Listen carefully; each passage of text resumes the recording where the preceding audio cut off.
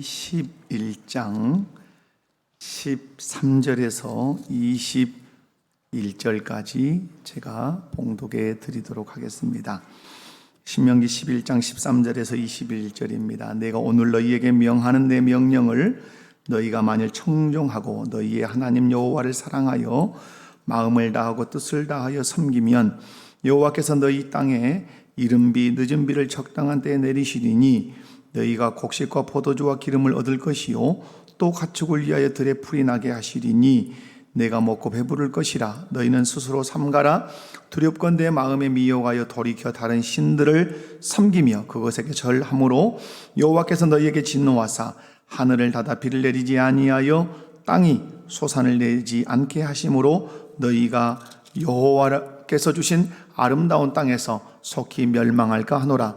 이러므로 너희는 나의 이 말을 너희의 마음과 뜻에 두고 또 그것을 너희의 손목에 매어 기호를 삼고 너희의 미간에 붙여 표를 삼으며 또 그것을 너희의 자녀에게 가르치며 집에 앉아 있을 때에든지 길을 갈 때에든지 누워 있을 때에든지 일어날 때에든지 이 말씀을 강론하고 또 내 집 문설주와 바깥문에 기록하라.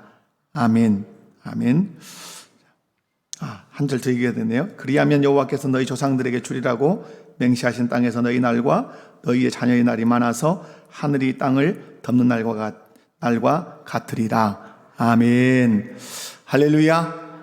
하나님께서는 예수님께서는 마태복음 11장 15절을 통해서 예수 그리스도를 믿고 따르는 저와 여러분에게 귀 있는 자는 들으라 이렇게 명령을 하셨습니다. 하나님께서 오늘 신명기 말씀에서도 이스라엘 백성들에게 하나님의 말씀에 청종할 것을 명령합니다. 다른 구약 성경 이곳저곳을 이렇게 이제 읽어보지만 들으라, 청종하라 이런 단어가 많이 등장하는 성경이 신명기 말씀입니다. 오늘 신명기 말씀에서 하나님은 모세를 통해서 하나님의 말씀에 청종할 것을 우리에게 명령하십니다. 청종이라는 단어의 사전적인 의미는 이르는 말을 따라간다, 이르는 말을 잘 듣고 쫓아간다, 이제 이런 뜻이 들어있는데요. 청종이라고 하는 이 단어를 우리 신앙적으로 좀 푼다면 하나님의 말씀을 경청하고 순종하는 것, 이걸 우리가 성경적 청종이라고 해석이 가능하겠습니다. 그렇다면 청종한다는 것이 무엇이고 또 청종의 방식은 무엇이며 청종의 그 복이 무엇인지 살펴보면서 하나님께서 주신 은혜를 함께 나누도록 그렇게 하겠습니다. 첫 번째, 청종은 하나님을 사랑하고 섬기는 자의 자세다. 한번 따라서 해봅시다. 청종은 하나님을 사랑하고 섬기는 자의 자세다. 오늘 13절 말씀을 보면 한번 읽어볼까요? 내가 오늘 너희에게 명하는 내 명령을 너희가 만일 청종하고 너희의 하나님 여호와를 사랑하여 마음을 다하고 뜻을 다하여 섬기면, 이렇게 말씀을 합니다. 하나님께서는 이 말씀을 통해서 이스라엘 백성들에게 하나님을 사랑할 뿐만 아니라 마음을 다하고 뜻을 다하여 하나님을 섬기라고 요구하고 계십니다. 그렇다면 왜 하나님께서는 이스라엘 백성들에게 여호와를 사랑할 뿐만 아니라 마음을 다하고 뜻을 다해서 하나님을 섬기라고 요구하고 계실까요? 여러분, 왜 그렇다고 생각하십니까? 왜 하나님께서는 당신을 사랑하고 또 마음 다해 뜻 다해 하나님을 섬기라고 그렇게 요구하실까요? 그것은 이스라엘 백성들이 하나님께 은혜를 입은 민족이기 때문에 그렇습니다. 분명한 사실은 하나님께 은혜를 입은 사람들은 하나님을 사랑해야 합니다. 하나님께 은혜를 입은 사람들은 하나님을 섬겨야 합니다. 그렇다면 이스라엘 백성들이 하나님께 어떤 은혜를 입었을까? 많은 은혜를 입었죠. 그 중에 큰 두 가지 은혜를 신명기에서 소개를 하는데요. 신명기 10장 15절을 우리 함께 읽어보도록 하겠습니다. 신명기 10장 15절입니다. 시작. 여호와께서 그들을 사랑하사 그들의 후손인 너희를 만민 중에서 택하셨음이 오늘과 같으니라. 아멘. 이스라엘 백성들이 하나님께 입은 은혜가 뭡니까? 하나님께서 그들을 기뻐하실 뿐만 아니라 그들을 사랑하셨어요. 그것으로 끝나는 것이 아니라 만민 중에서 어떠하셨습니다? 택하셨습니다. 이스라엘 백성들이 하나님께 입은 큰 은혜는 모든 민족 중에서 하나님의 백성으로 선택받은 것이 하나님이 그들에게 베푸신 은혜라 이 말입니다. 그러므로 이스라엘 백성들이 왜 하나님을 사랑하고 마음 다해 뜻 다해 하나님을 섬겨야 되는가? 하나님께 은혜를 입었는데 어떤 은혜를 입었다? 하나님께 선택받은 은혜를 입었다. 그 다음에 이스라엘 백성들이 또 하나님께 입은 은혜가 있는데요, 그 은혜는 다른 데 있지 않습니다. 그것은 오늘 11장 2절에서 4절에 기록이 되어 있는데 한번 읽어보도록 하겠습니다. 자, 11장 2절에서 4절 시작. 너희의 자녀는 알지도 못하고 보지도 못하였으나 너희가 오늘날 기억할 것은 너희의 하나님 여호와의 교훈과 그의 이엄과 그의 강한 손과 펴신 팔과 애굽에서 그 왕 바로와 그 전국에 행하신 이적과 기사와 또 여호와께서 애굽 군대와 그 말과 그 병거에 행하신 일, 곧 그들이 너희를 뒤쫓을 때에 홍해 물로 그들을 덮어 멸하사 오늘까지 이른 것과. 아멘. 이 말씀이 이스라엘 백성들이 하나님께 입은 은혜를 소개하고 있는 겁니다. 하나로 요약하면 이스라엘 백성들이 하나님께 입은 은혜가 무엇이다? 애굽에서 구원받은 은혜다. 아멘. 여러분, 하나님께서는 이스라엘 백성들에게 구원의 은혜를 베풀어 주셨어요. 이스라엘 백성들은 애굽 땅에서 몇 년 동안 종살이 했죠? 430년을 종살이를 하고 있었어요. 완전히 노예였다 이 말이에요. 그들 스스로의 힘으로는 애굽 왕 바로의 손에서 벗어날 길이 없었습니다. 그런데 하나님께서 그들에게 은혜를 베풀어 주셔서 강한 손과 펴신 팔로 애굽 왕 바로의 손에서 이스라엘 백성들을 구원해 주셨어요. 그리고 하나님의 백성으로 삼아 주셨어요. 여러분, 사랑하는 성도 여러분, 왜 이스라엘 백성들이 하나님을 사랑해야 하고 하나님을 마음을 다하고 뜻을 다해서 섬겨야 하는가? 그 이유는 다른 데 있지 않죠. 두 가지를 종합하면 하나님께 선택받은 민족일 뿐만 아니라 하나님의 능력으로 애굽 땅에서 구원받았기 때문에 그렇습니다. 저와 여러분이 왜 하나님을 사랑하고 섬겨야 하는가? 여러분, 왜 여러분은 하나님을 사랑하십니까? 왜 하나님을 여러분 마음 다해 뜻 다해 섬기십니까? 오늘 이스라엘 백성들에게 베푸신 그 은혜가 우리에게도 동일하게 임했기 때문에 그런 줄로 믿습니다. 우리에게 임한 은혜도 동일합니다. 우리도 하나님께서 택하셨죠. 언제 택하셨습니까? 에베소서 1장 4절 말씀에 보면 창세전에 하나님 우리를 택하셨다고 말씀합니다. 이 세상을 짓기 전에, 이 세상에 아무것도 이 세상이라고 하는 거 존재하기 전에 하나님이 우리를 선택하셨다. 그 은혜를 우리가 입었기 때문에 하나님 사랑해야 될 줄로 믿습니다. 하나님 섬겨야 될 줄로 믿습니다. 뿐만 아니라 선택받았는데 우리가 타락해서 흑암의 권세에서 사단 마귀의 그 지배 아래서 살 때 하나님께서 크신 능력으로, 크신 사랑으로 은혜를 베풀어 주셔서 독생자 예수님을 이 땅에 보내셔서 그 예수 그리스도를 통해서 흑암의 권세에서 우리를 그리스도의 나라로 옮겨주셨다, 구원해 주셨다 이 말이에요. 왜 우리가 옮김을 받았습니까? 실력이 있었습니까? 능력이 있었습니까? 아니죠. 오직 무엇으로? 하나님의 은혜로. 아멘. 그러므로 우리가 하나님을 사랑하고 마음을 다하고 뜻을 다해 하나님을 섬겨야 되는 이유는 하나님의 은혜로 흑암의 권세에서 우리가 건진받았다, 구원받았기 때문에 그렇습니다. 많은 성도들이 하나님을 사랑하고 하나님을 섬기는 이유를 잘못된 데서 찾습니다. 왜 당신은 하나님을 사랑하십니까? 왜 당신은 마음을 다해 뜻을 다해서 하나님을 그렇게 섬기십니까? 그러면 엉뚱한 대답을 하는 경우가 있어요. 큰 틀에서는 복 받기 위해서. 그렇게 해야 복 받지요. 건강의 복, 자녀들이 잘 되는 복, 평안을 얻기 위해서. 그래서 나는 하나님을 사랑하고 하나님을 섬긴다고 대답을 하는 분들이 있어요. 아마 여러분 중에도 계실 수도 있어요. 그러나 그것은 정답이 아니올시다. 왜 우리가 하나님을 사랑하고 마음을 다하고 뜻을 다해서 하나님을 섬겨야 되는가? 오늘 하나님이 우리에게 말씀해. 큰 틀에서는 우리가 하나님으로부터 무엇을 입었기 때문에? 은혜를 입었기 때문에. 어떤 은혜를 입었습니까? 창세전에 선택받은 은혜를 입었을 뿐만 아니라 흑암의 권세 아래 있었던 우리를 그리스도의 나라로 구원해 주신 은혜를 입었기 때문에 우리는 마땅히 하나님을 사랑해야 될 줄로 믿습니다. 마음을 다하고 뜻을 다해서 하나님을 섬겨야 될 줄로 믿습니다. 그런데 이스라엘 백성들이 하나님을 사랑하고 또 마음을 다하고 뜻을 다해 하나님을 섬겨야 되는 중요한 태도가 있다고 말씀합니다.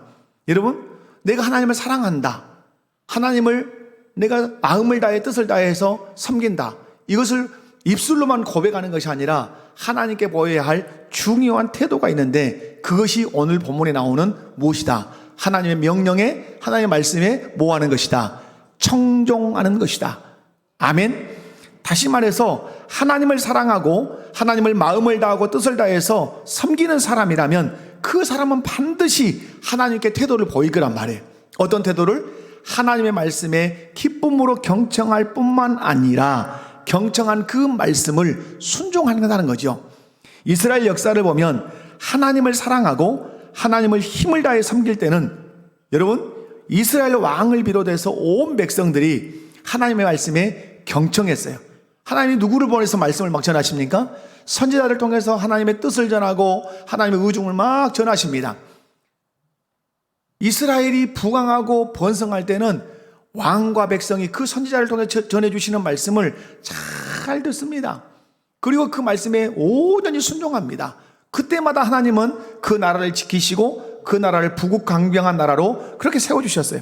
그러나 이스라엘 백성들이 하나님을 사랑하지 않고 하나님을 섬기지 않을 때 중요한 특징은 한결같은 것이 있습니다. 왕도 하나님의 말씀을 안 듣고 이스라엘 백성도 하나님의 말씀을 안 듣습니다. 하나님의 말씀을 전하라고 보내준 그 선지자들을 도리어 핍박하고 죽이는 일들을 결코 그들은 가볍게 여기지 않은 것이죠. 여러분, 하나님을 사랑하던 이스라엘의 역사, 하나님을 사랑하지 않을 때의 이스라엘의 역사는 딱 기준점이 있어요. 하나님의 말씀에 청종하느냐 청종하지 않느냐. 하나님께 은혜를 입었을 때는 늘 말씀에 청종했지만 하나님의 은혜를 저버릴 때는 그들은 하나님의 말씀을 청종하지 않았다는 것이에요. 마찬가지겠죠. 저와 여러분이 하나님을 사랑하고 마음을 다하고 뜻을 다하여 하나님을 섬기는 사람이라면 하나님께 보이는 중요한 태도가 있지 않겠습니까? 그 태도가 뭐겠어요? 그 태도가 하나님의 말씀에 청종하는 것이에요. 이 청종이라는 단어를 둘로 청과 종을 떼어서 나눈다면 청은 듣는 거잖아요. 종은 따르는 거잖아요. 여러분, 우리가 하나님을 사랑하고 하나님을 마음을 다해 뜻을 다해서 하나님을 섬기는 사람이라면 먼저 하나님의 말씀을 잘 들을 거예요. 그리고 들었던 말씀을 잘 순종해 낼 거예요. 그러므로 내가 보일 거예요. 나는 하나님을 사랑하는 사람입니다. 나는 하나님을 마음 다하고 뜻 다해서 섬기는 사람입니다. 여러분, 우리 자녀들이 부모님을 사랑하고 공경할 때는 부모님의 말씀을 듣는 태도가 달라요. 부모님을 사랑하고 공경할 때는 부모님이 하시는 말씀에 모든 감정과 주의를 집중해서 부모님의 말씀에 경청합니다. 그 경청의 태도를 통해서 아이는 부모에게 메시지를 던지는 거죠. 나는 아버지를, 어머니를 사랑하고 존중합니다. 그 사랑과 존중을 무슨 태도로 보인다고요? 부모님이 하시는 말씀에 경청함으로 보인다는 거예요. 그러나 부모님을 사랑하지 않고 존중하지 않을 때는 부모님의 말씀에 대한 태도가 아주 어긋납니다. 가장 먼저는 경청하지 않아요. 오늘 제가 예배당에 오려고 이제 제 아들 막내 사무엘이 고1이지 않습니까? 일부 예배 때 드럼을 치니까 같이 오죠. 근데 신발을 줄줄 끌고 이렇게, 저희 집안의 중요한 규칙은 신발 뒤축을 눌러 신지 않는다, 이것입니다. 지금까지 우리 애들은 신발 뒤축을, 저도 그렇고 아내도 그렇고 신발 뒤축을 눌러 신는 법이 없습니다. 근데 신발을 이제 눌러 신지는 않지만 줄줄 끌고 이렇게 와요. 그래서 제가 엘리베이터 타서 신발을 좀 좋게 신지 그러냐 그랬더니 대뜸 이 녀석이 하는 말이, 엄마, 아빠 늙어가나 봐. 그러니까 눈을 크게 떴죠. 아빠가 말이 많아지고 있어. 늙어가나 봐. 그래서 제가 아빠한테 바른 태도를 보여야 아빠가 말을 덜 하지 않겠냐? 그렇게 이제 얘기를 했어요. 여러분, 그게 바른 태도, 자녀가 바른 태도가 아니죠. 제가 그렇게 얘기했어요. 아빠, 제가 바르게 신발 신겠습니다. 바르게 하겠습니다. 그 말 한마디면 이제 끝이 나겠죠. 근데 그 행동을 바로 안 하니까 제가 한마디 더 얹으니까 아빠 늙어가나 봐. 아빠가 말이 많아지고 있어. 이렇게 하는 거예요. 여러분, 왜 자녀들이 부모님의 말씀을 잔소리로 듣냐 이 말이죠. 부모님을 사랑하는 마음, 존경하는 마음이 사라지고 있기 때문에 그런 것이죠. 마찬가지로 하나님을 사랑하고 마음을 다하고 뜻을 다해 하나님을 섬긴다고 하면서도 하나님의 말씀을 경청하지 않고 그 말씀에 순종하지 않는다면 그 사람은 하나님을 사랑하는 것도 아니고 하나님을 섬기는 것도 아니에요. 그러니까 가장 중요한 것은 우리 이 신자들에게 성경 애독 생활이 가장 그래서 중요한 거야. 무슨 생활이 중요하다고요? 성경을 읽는 생활이 아주 중요해요. 성경을 왜 읽습니까? 하나님의 말씀을 듣기 위해서요. 우리 믿음의 선조들은 그래서 이렇게 가르쳤죠. 성경을 읽는다 하지 말고 성경을 통해 하나님의 음성을 듣는다 해라. 읽습니다. 분명히 눈으로 읽지만 우리 마음 자세는 뭐죠? 하나님의 말씀을 듣는 거예요. 그런데 여러분이 하나님을 사랑하고 마음을 다하고 뜻을 다해서 하나님을 섬기는 사람이라면 이 성경을 통해서 하나님의 말씀을 듣겠다고 성경을 펼쳐 읽음으로 하나님의 말씀을 경청하겠죠. 경청함으로 뭘 보이겠습니까? 나는 하나님을 사랑합니다. 마음을 다하고 뜻을 다해서 하나님을 섬기는 사람입니다. 이렇게 보이겠죠. 그런데 성경을 내팽개쳐 놓고 주일날 올 때 털어오고 가지고 와도 성경을 한 장도 찾지 않고 넘기지도 않는 사람이라면 하나님을 사랑하는지 하나님을 정말로 전인격적으로 섬기는지 다시 한번 질문해야 된다 이 말이죠. 사랑하는 성도 여러분, 하나님 사랑하십니까? 마음을 다하고 뜻을 다해서 하나님을 섬기십니까? 그렇다면 여러분이 하나님께 보여야 할 중요한 태도가 있지요. 바로 하나님의 말씀을 경청하고 순종하는 것입니다. 여러분, 성경을 읽고 설교를 잘 듣고 그죠? 큐티하고 이런 것들이 여러분이 하나님을 사랑한다고 하는 중요한 표현, 경청하고 순종하는 표현이라는 사실을 여러분 기억하시기 바랍니다. 두 번째로는 하나님의 말씀을 청종하는 방식이 있습니다. 다시 말해서 하나님의 말씀에 순종하기 위해서, 경청하기 위해서 아주 중요한 방식이 있는데 가장 중요한 것은 방금 말씀드린 것처럼 태도예요. 오늘 13절 말씀을 보면 이렇게 기록을 합니다. 오늘 11장 13절을 보면 내가 오늘 너희에게 명하는 내 명령을 너희가 만일 청종하고 너희 하나님 여호와를 사랑하여 마음을 다하고 뜻을 다하여 섬기면, 여기서 눈여겨볼 말씀이 하나님을 사랑하고 마음을 다하고 그 다음에 뜻을 다하여 섬기면이라는 말씀이에요. 이 말씀이 무엇을 의미합니까? 하나님에 대한 태도, 특별히 하나님의 말씀에 대한 태도를 강조하시는 말씀이에요. 하나님을 사랑하는 사람은 하나님의 말씀에 대한 바른 태도를 보인단 말이에요. 그게 뭡니까? 여러분, 경청하고 순종하겠다는 것. 그게 이제 청종이라는 단어에 들어있죠. 방금도 제가 말씀을 드렸지만 자녀가 부모를 사랑하면 부모님이 어떤 말을 할 때 부모님의 말씀을 듣는 태도가 어떠다, 다르다, 틀리다. 왜 달라요? 다르단 말이죠. 여러분, 사람을 상대하기 때문에 저 사람이 나를 존중하는지 존중하지 않는지를 가장 먼저 아는 방식이 있어요. 그게 뭐죠? 그게 말에 대한 태도를 보면 금방 알아요. 여러분이 직장을 가든 동창회를 가든 어디 개모임을 가든 어떤 취미 활동을 하든 누군가 앉아서 얘기할 때 내 말을 던져보면 그 사람이 나를 존중하는지 알아요. 부모와 자녀 간에도 똑같아요. 엄마 아빠가 말씀하시면 귀를 쫑긋 세우고 그 눈빛을 부모님의 눈에 고정을 시키고 눈빛을 마주치면서 모든 주의를 집중해서 부모님의 말씀을 듣는 거예요. 그러면 나는 알아요. 이 아이가 나를 존중하구나, 나를 사랑하구나, 나를 마음에 받아들였구나. 왜 이렇게 눈빛을 딱 맞추고 귀를 쫑긋 세우고 바른 태도로 말씀하시면 순종하겠다는 태도로 부모님의 말씀을 듣습니까? 다른 데 있지 않습니다. 사랑하기 때문에 그렇습니다. 부모님을 존경하기 때문에 그렇습니다. 그렇지만 부모님의 말씀을 듣지 않는 자녀들이 있어요. 이유는 다른 데 있지 않죠. 사랑하지 않고 존중하지 않으면 부모님이 어떤 말씀을 해도 건성으로 듣습니다. 금방 알아요. 눈은 부모님을 쳐다보지 않습니다. 다른 생각을 한다는 것이 어디를 들여다보면 합니까? 눈동자를 보면 알아요. 지금 제가 여러분을 이렇게 다 둘러보면서 설교하잖아요. 제 안에 다 들어와요, 여러분이. 그러면 여러분의 눈빛이 다른 생각을 하고 있으면 눈빛이 다른 생각을 하고 있다는 눈빛을 딱 하고 있어요, 분명하게. 그러나 설교에 집중하는 사람은 눈빛이 달라요. 집중하고 있어 하고 눈빛이 초롱해요. 자녀들도 똑같죠. 눈은 다른 데를 보고 다른 생각을 하고 손으로는 딴짓을 해요. 이유는 다른 데 있잖아요. 부모님을 사랑하지 않기 때문에, 부모님을 마음 가운데 온전히 받아들이지 않고 존경하지 않기 때문에 그래요. 여러분, 이 시간 여러분이 저의 부족한 설교를 들어요. 주일낮, 주일밤, 수요일 이렇게 계속 들으시지 않습니까? 여러분이 하나님을 사랑한다면 여러분은 모든 신경을 곤두세워서 설교를 들으려고 애를 쓸 거예요. 여러분, 여기 왜 이 자리에 오셨습니까? 졸로 오신 건 아니죠. 딴 생각하러 오신 건 아니죠.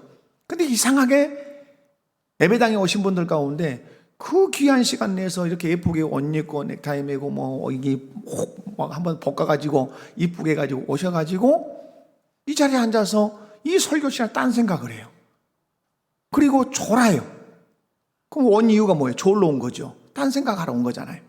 여러분이 하나님을 사랑한다면 여러분은 눈빛을 저에게 고정시키셔야 돼요. 그리고 의자에 허리를 탁 붙이면 찾아오는 손님이 꼭 있어요. 그놈이 졸음이요. 그러니까 저는 여기서 앉아서 졸음이 저도 올 때가 있어요. 부목사님 설교하면. 그러면 반드시 웅덩이를 의자 끝에 앉힙니다. 절대 허리를 제가 등에 잘 안 대요. 그리고 몸이 뭔가 좀 이상하면 뒷짐을 쫙 져서 확 올립니다. 저에게도 육신이니까 졸음이 오잖아요. 그래서 온 신경을 쏟습니다. 그래서 제가 하나님께 태도를 보이죠. 하나님, 우리 부목사님들 설교하는 그 설교를 통해서 저에게 주시는 그 은혜를 제가 누리겠습니다. 그 말씀을 제가 받겠습니다. 그리고 메모도 이렇게 하는 거죠. 이유는 다른 데 있잖아요. 하나님을 사랑하고 하나님을 경외하기 때문에 그러는 것이에요. 그리고 설교자를 존중하는 마음을 그것을 표현하는 것이에요. 그런데 설교 시간에 딴 생각을 하고 하품을 하고 이곳저곳을 두리번거리고, 여러분 이 예배당 한두 번 여러분 오십니까? 우리 교회. 그런데 꼭 처음 온 사람처럼 다 둘러보는 이런 진풍경을 보이는 분들도 혹 있기도 해요. 왜 그렇습니까? 집중하지 못하고 있기 때문에 그런 거예요. 여러분, 하나님을 사랑하는 마음과 하나님을 경외하는 마음이 빈약하면 말씀을 듣는 태도가 흐트러지기 쉬워요. 빨리 흐트러져요. 그러니까 여러분이 이 시간 설교를 들을 때 이렇게 하셔야 돼요. 나는 하나님을 사랑합니다. 나는 마음을 다하고 뜻을 다해서 하나님을 섬기는 사람입니다. 그 태도를 설교의 경청함으로 하나님께 보여드리겠습니다. 여러분, 저에게 보여주는 게 아니에요. 누구에게 보여드리는 거예요? 하나님께 보여드리는 거예요.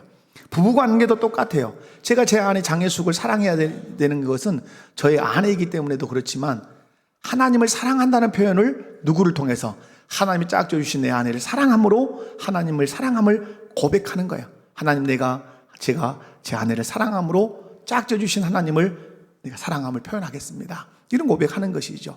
여러분, 오늘 본문 18절 한번 보시면 18절에 이렇게 말씀하죠. 이러므로 너희는 나의 이 말을 너희 마음과 뜻에 두고 라고 말씀하죠. 여러분, 자, 이 말씀이 이제 방금은 제가 무엇을 말씀드렸냐면 말씀을 청종하는 방식에서 태도를 말씀했어요. 태도, 집중해야 된다. 이제 말씀을 청종하는 목적이 이 안에 들어있어요. 18절에 이러므로 너희는 나의 이 말을 너희 마음과 어디에 두고? 뜻에 두고. 그러니까 말씀을 마음에도 두지만 어디에도 둔다? 뜻에 둔다. 무슨 말인가? 하나님을 사랑하고 하나님을 경외하는 사람은 먼저 하나님의 말씀을 어디에 둔다? 마음에 둬요. 여러분, 말씀을 마음에 둔다는 말의 의미를 아셔야 돼요. 자, 사람을 마음에 둘 수가 있어요. 자, 제가 제 아내를 사랑합니다. 제 아내는 항상 어디에 있을까요? 제 마음에 있습니다. 자, 제가 점심을 먹으러 갑니다. 아내와 점심을 먹지 못해요. 그럼 점심을 먹으러 가면 제 마음에 누가 있습니까? 아내가 있으니까 반드시 전화를 합니다. 여보, 나 식사하러 가요. 어디에서 식사할 거예요? 당신은 식사 어떻게 할 거예요? 이렇게 물어봐요. 그리고 식사가 끝나서 와서는 식사를 했는지 또 전화를 해요. 식사했냐고. 안 했다면 어서 식사하라고 이렇게 해요. 이유는 뭐죠? 그 사람이 제 마음에 있기 때문에 늘 생각이 나는 거예요. 마음에 있으면 뭐가 난다? 마음에 있으면 뭐가 난다? 생각이 나는 거예요. 여러분, 마음에 있으니까 생각하고, 하나님의 말씀이 내 마음에 있으면 말씀이 생각이 나요. 그리고 그 말씀대로 살게 돼요. 그래서 오늘 하나님께서 경청의 목적을 말씀하는 거예요. 네 말씀을 어디에 두어라? 마음에 두어라. 마음에 두어야 말씀이 생각날 거 아니냐 이 말이에요. 그러면 말씀을 마음에 두는 방식이 뭐냐라고 할 때 그것이 경청이에요. 말씀을 듣고 또 듣는 거예요. 연세 드신 분들은 꼭 설교를 듣고 나서 하시는 말씀이 있어요. 목사님, 오늘 듣고 은혜 받았습니다. 그런데요, 그 다음에 뭐예요? 돌아서면 잊어버린다 그래요. 오늘 일부 예배 때 그런 말씀을 드렸는데, 근데 여러분, 잊어버리기도 하죠. 저도 그래요. 그런데 여러분, 잊지 않는 길은 반복하는 거예요. 또 듣고 또 듣는 거예요. 여러분, 재밌는 드라마를 노인정에 갔더니, 아이고, 7번에서 엄청 재밌는 거 하더라. 야, 그래. 그럼, 무엇이요, 그것이? 그러면 들어. 집에 왔더니 그 생각이 나. 7번을 틀면 재밌는다. 그래서 7번을 어느 순간에 잊었어. 그러면 물어봐. 아들에게 묻든 딸에게 묻든 손주에게 묻든 그 다음에는 7번이 마음에 와. 7번이 마음에 오면 생각나. 몇 월일 몇 시에 7번을 틀면 어떤 드라마를 한다더라. 처음에 듣고는 잊지만 보고 싶으니까 또 물어보고 또 물어봐서 그 7번을 어디에 두어요? 마음에 두어. 마음에 두고 그 요일을 마음에 두어. 그래서 TV를 켜고 채널을 돌려서 그 드라마를 보는 거예요. 여러분, 말씀을 한 번 들으면 잊을 수 있어요.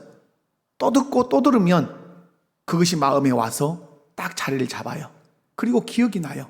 하나님께서 우리에게 말씀을 우리 마음에 새기는 방식이 뭐죠? 듣고 또 듣게 하는 거예요. 저는 우리 주일학교 사역자인 우리 오순희 전사님에게 재미있는 얘기를 들었어요. 그리고 어제 그 일을 제가 목도했어요. 제가 아이들에게 교리를 가르쳐라. 교회학교에게 내린 지시사항이에요.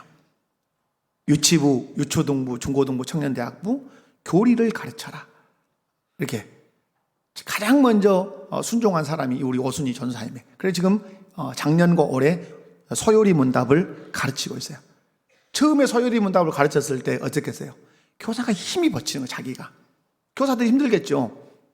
근데 2년이 지나니까 지금 어제 제가 카페에서 애들이 왔길래 소요리 문답을 카페에서 이렇게 소그룹식 하더라고요. 이렇게 물었어요. 오늘 무슨 공부했어? 뭐라고 대답했을까요? 소요리 문답이요. 몇 문 했어? 20문, 21문 했어요. 무엇을 배웠어? 은혜의 목적을 배웠어. 은혜의 방편, 은혜의 목적을 배웠어요. 여러분, 은혜의 목적이 뭔지 아십니까? 은혜의 방편이 무엇인 줄 아십니까? 그런데 이 초등학교 이 아이들이 3학년 이런 애들이 뛰어나오면서 은혜의 목적, 은혜의 방편에 대해 듣다고 얘기해요. 은혜의 방편, 은혜의 목적 하면 여러분 어렵지 않으십니까? 근데 애들은 어렵다고 말하지 않아요. 근데 전사님 얘기 들어보면 그걸 잘 설명해 낸다 이 말이에요, 얘네들이. 그래서 목사님이 하신 말씀, 어렸을 때부터 통으로 가르치면 어렵지 않게 애들이 수용한다는 말을 자기가 깨달았다 이런 얘기를 해요. 여러분, 마음에 두는 방식이 뭐예요? 말씀을 마음에 두는 방식, 듣고 또 듣는 것, 경청하고 또 경청하는 것. 아멘이십니까? 이것이 경청하게 하시는 중요한 목적이에요. 또 하나는 뭐죠? 오늘 말씀에서 마음에 두고 또 어디에 두어라? 뜻에 두어라. 여러분, 뜻에 둔다는 말은 언어적으로 제가 살펴보니까 영혼에 새기고 라는 말이에요. 영혼에 새기고. 아마 영어 성경도 약간 비슷할 수 있어요. 여러분, 뜻에 두고 라는 말은 영혼에 새기고 라는 말인데 이걸 우리는 그냥 뜻에 둔다는 말로 우리 학자들이 번역을 했기 때문에 그대로 해석을 하면 이렇게 얘기할 수 있어요. 하나님의 말씀이 나의 무엇이 된다? 나의 뜻이 되게 한다 이 말이에요. 어렵지 않아요.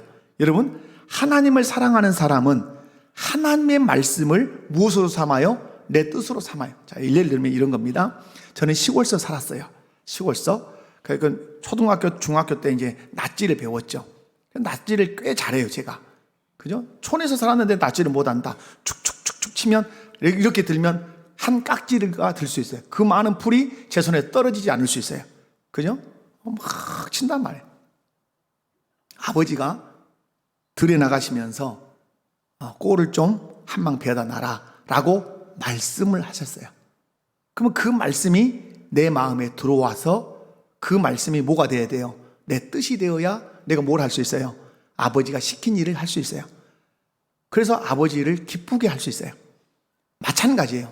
하나님이 우리에게 말씀하시면 그 말씀이 뜻이 될 때 나는 움직여서 그 말씀을 내 뜻으로 이루는 거예요. 그러면 뭐가 이루어지는 거예요? 궁극적으로 하나님의 말씀이 이 땅에서 나를 통해서 이루어지는 거예요. 그 예가 신명기 11장 18절에서 20절에 있어요. 자, 이 말씀을 함께 읽어보도록 하겠습니다. 다 같이 시작. 이러므로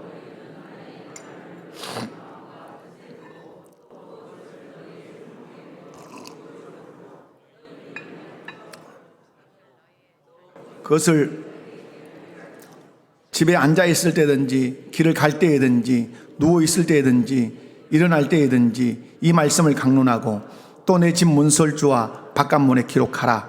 아멘. 자, 여러분, 이게 누구 말씀이에요? 하나님의 말씀이에요.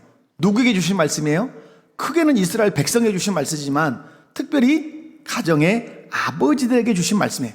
저는 이 말씀을 들으면 이렇게 준비하면서 참 제가 못하고 있다. 그리고 많은 어떤 그 자책도 있고 그랬어요. 여러분, 18절에서 20절 말씀은 아버지들이 이루어야 할 뜻이에요. 그러니까 오늘 18절에서 20절 말씀은 하나님이 말씀을 하셨지만 이 말씀은 아버지들의 뭐가 돼야 돼요? 뜻이 돼야 돼요. 뜻이 될 때 아버지는 이 말씀을 붙들고 자녀들을 길을 갈 때든지 누워있을 때든지 무엇을 하든지 간에 말씀을 강론하고 가르치고 심지어는 말씀을 기록해서 문지방에 이렇게 붙여놓을 수 있는 거죠. 여러분, 아버지들이 이루어야 할 이 뜻을 하나님 말씀해 주셨어요. 그러면 아버지들은 하나님을 사랑하고 경외하는 마음으로 이 말씀을 경청하고 또 경청해요. 경청하고 경청할 때 아버지 내가 이루어야 할 뜻을 하나님의 말씀을 통해서 듣게 돼요. 아, 하나님께서 내게 이렇게 하라고 말씀하셨구나. 그러므로 그 말씀을 이제는 누구의 뜻으로 삼겠다? 내 뜻으로 삼겠다. 그러므로 그리스도인의 성공은 무엇이죠? 그리스도인의 성공은 하나님의 말씀을 내 뜻으로 삼아서 이루어 드리는 것이 그리스도의 성공인 것이에요. 아멘이십니까? 여러분, 그런데 어떻게 해서 말씀이 내 뜻이 되는가? 한 번에 되는 경우도 있을 수 있겠지만은 하나님의 말씀이 내 뜻이 되어서 그 뜻을 이루는 것을 내 인생의 목표로 삼고 사는 삶은 그냥 되지 않아요. 오늘 말씀에 있는 것처럼 하나님의 말씀을 듣고 또 듣고 그래야 그 말씀이 내 마음에 담겨지고 그 담겨진 말씀이 내 뜻이 되는 거예요. 그래서 자녀에게 말씀을 가르치고 또 가르치는 것을 내 인생의 뜻으로 삼고 몸부림을 치면서 자녀들에게 하나님 말씀을 가르치는 것이죠. 그 결과 결국 하나님이 의도하신 일이 되게 돼요. 자녀들이 하나님의 백성으로 건강한 신앙인으로 우뚝 서게 돼요. 이것이 하나님이 원하시는 우리 인생의 방향이고 성공이에요. 이것이 하나님이 기뻐하시는 성공이에요. 여러분이 하나님의 말씀이 여러분의 삶에 하나님의 말씀이 여러분에게 뜻이 되기를 원합니다. 여러분, 먹든지 마시든지 무엇을 하든지 다 하나님의 영광을 위해서 하라라고 말씀했어요. 그 말씀이 내 뜻이 되면 나는 먹든지 마시든지 무엇을 하든지 하나님의 영광을 위해서 하는 사람이 돼요.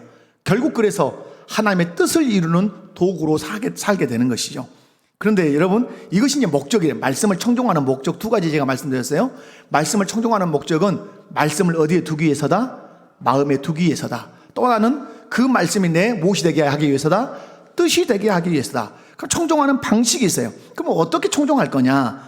제가 청종하고 또 청종하라고 했지만 방식이 오늘 18절에 20절에서 크게 세 가지로 정리할 수 있어요. 하나는 끊임없이 뭐 하는 거예요?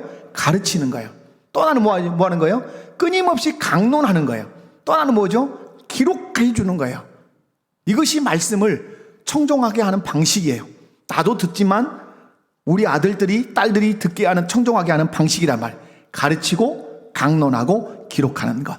사랑하는 성도 여러분, 청종에는 청종할 때 반드시 바른 태도를 보여야 돼요. 사랑하고 존중한다 라는 표현을 무엇으로? 청종의 태도로 잘 보여야 돼요. 청종의 목적이 뭐예요? 하나님의 말씀을 마음에 두고 하나님의 말씀이 내 뜻이 되게 하기 위해서 청종하는 거예요. 청종의 방식이 뭐예요? 말씀을 가르치고 강론하고 기록하는 것이다. 그래서 여러분, 나뿐만 아니라 우리 자녀들이 말씀을 잘 들을 뿐만 아니라 순종해서 하나님께 영광을 돌리는 그런 사람이 되게 하셔야 돼요. 자, 마지막 한 가지 더 살필 것은 하나님의 말씀을 청종하는 자에 대한 뭐가 있다? 복이 있다. 여러분 이렇게 보시면 돼요. 자, 명령은 무엇이다? 언약이다. 언약은 복이 약속되어 있다. 자, 여러분 명령을 할 때는 성경은 십계명의 명령이죠. 하라, 하지 말라 명령이에요. 그 명령은 명령으로 끝나지 않아요. 반드시 명령 뒤에 뭐가 있어요? 복이 붙어 있어요. 보상이 붙어 있단 말이에요. 그래서 여러분, 언약에는 하나님의 언약은 반드시 뭘로 한다? 언약은 명령으로 해요. 언약은 뭘로 한다고요? 언약은 명령으로 해요, 하나님이. 근데 그 언약 뒤에는 항상 따라오는 게 뭐 있다? 그게 뭐다? 복이에요. 여러분, 하나님께서 하나님을 사랑하고 경외하는 마음으로 하나님의 말씀을 경청하고 그 말씀에 순종할 때 하나님이 복을 주시겠다고 약속해요. 그 말씀이 14절에서 15절에 있어요. 한번 다 같이 읽어보도록 합니다. 시작. 여호와께서 너희의 땅에 이른 비 늦은 비를 적당한 때에 내리시리니 너희가 곡식과 포도주와 기름을 얻을 것이요 또 가축을 위하여 들에 풀이 나게 하시리니 내가 먹고 배부를 것이라. 아멘. 여러분, 이스라엘 땅을 가보시면 이스라엘 땅은 매우 척박한 땅입니다. 지금 CGN TV에서 조혜련 씨와 박미선 씨가 이스라엘 땅을 이렇게 소개하는 프로가 있는 걸 제가 봤어요. 그 광야를 보여줘요. 엄청나게 척박해요. 척박하고 이스라엘은 물이 부족해서 물을 엄청나게 아껴 쓰는 그런 나라예요. 여러분, 그런데 그 땅을 소개할 때 어떤 땅이라고 소개하죠? 젖과 꿀이 흐르는 땅이라고 그렇게 소개해요. 땅 자체가 젖과 꿀이 흐르지 않지만 누가 젖과 꿀이 흐르게 하실 수 있단 말이죠? 하나님이 젖과 꿀이 흐르게 하시겠다고 말씀해요. 어떻게 할 때? 너희가 내 명령에, 내 말에 경청하고 순종하면 아무리 척박한 땅이라 할지라도 내가 기름진 땅으로, 젖과 꿀이 흐르는 땅으로 내가 만들어 주겠다고 말씀해. 이스라엘 백성들이 하나님의 말씀을 경청하고 순종하면 오늘 본문에 보면 하나님께서 이른 비와 늦은 비를 주셔서 곡식과 포도주와 기름을 얻을 것이고 가축을 위해서 들에 풀이 나게 하셔서 먹고 배부르게 하시겠다고 그렇게 말씀해요. 자, 여러분, 오늘 말씀을 눈여겨보시기 바랍니다. 오늘 말씀 보면 14절에 여호와께서, 주어가 여호와죠, 너희의 땅에 이른 비 늦은 비를 적당한 때에 내리시느니 여호와께서 내리시리니. 비는 누가 내리신다? 비는 누가 내리신다? 하나님이 내리세요. 근데 이 비의 종류가 있어요. 어떤 비? 이른 비가 있고 늦은 비가 있어요. 근데 그 다음에 형용사가 있어요.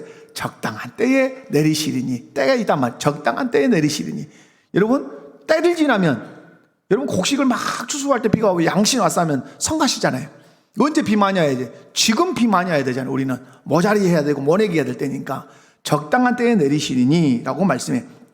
그러면서 그렇게 내리면 너희가 곡식과 포도주와 기름을 얻을 것이요. 자, 15절. 또 가축을 위하여 들에 무엇이 나게 하시리니.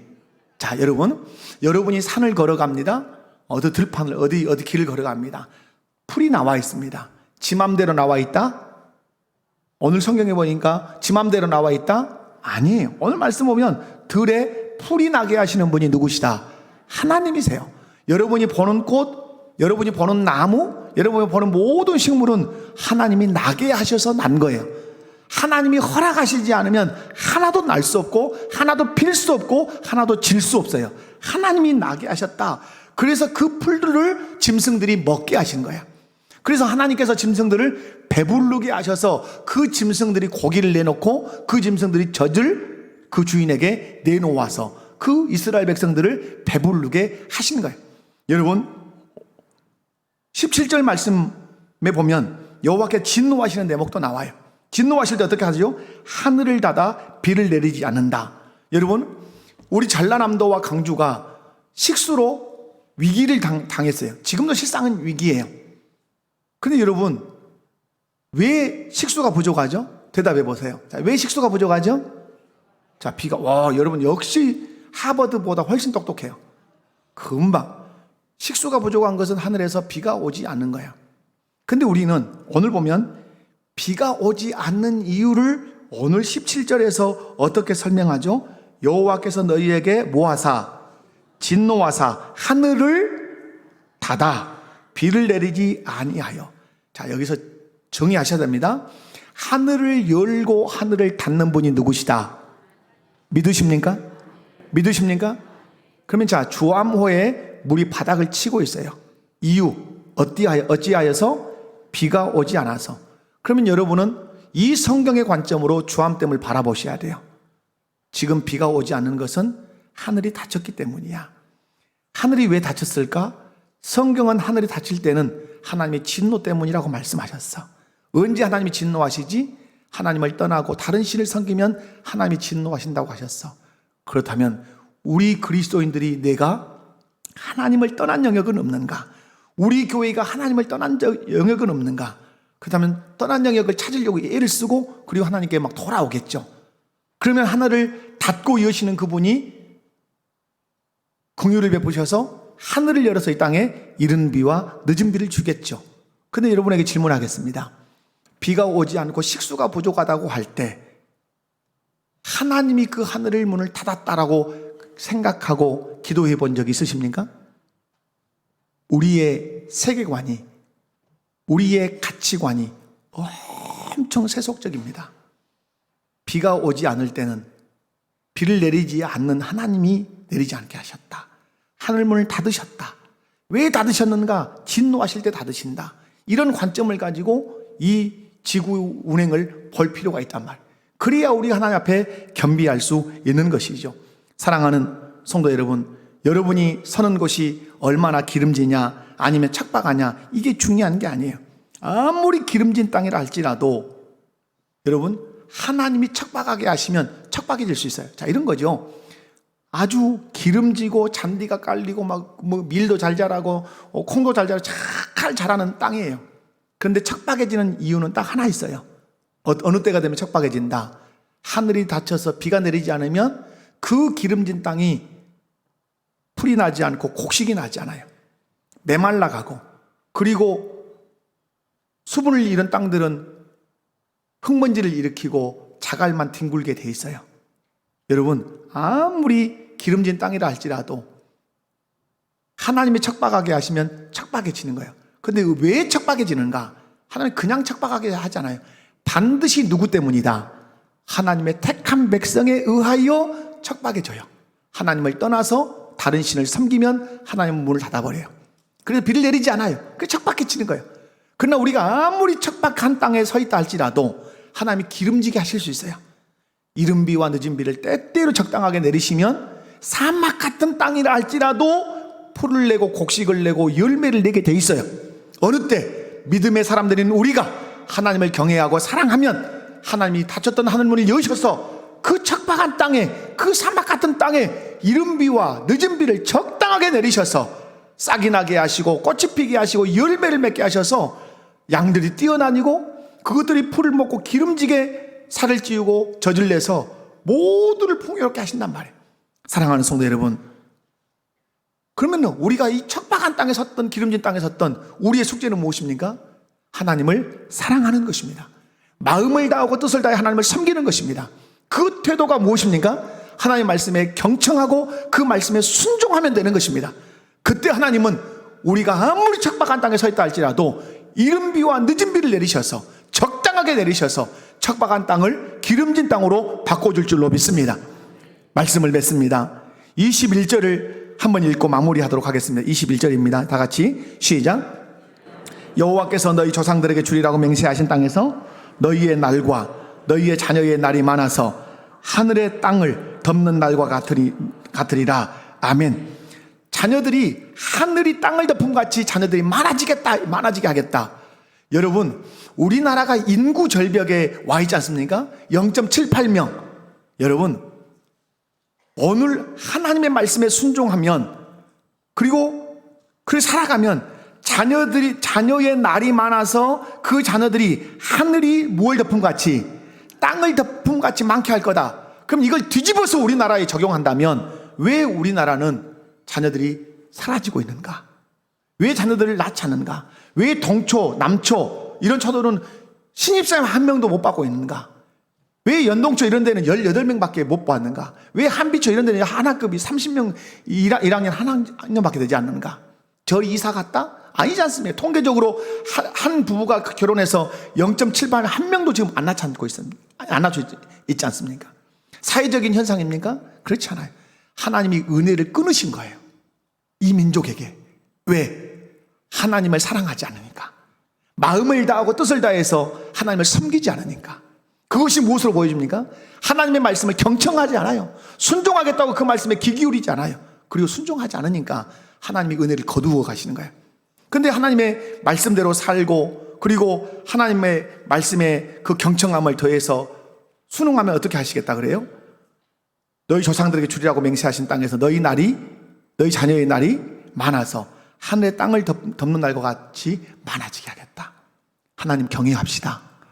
그리고 그 말씀에 경청합시다. 경청의 목적은 무엇입니까? 순종하는 것입니다. 그렇게 할 때 하나님께서 우리에게 복을 주시겠다고 약속하십니다. 그 복이 저와 여러분의 복, 이 민족의 복이 되기를 주님의 이름으로 축원합니다. 자리에서 일어나십시다.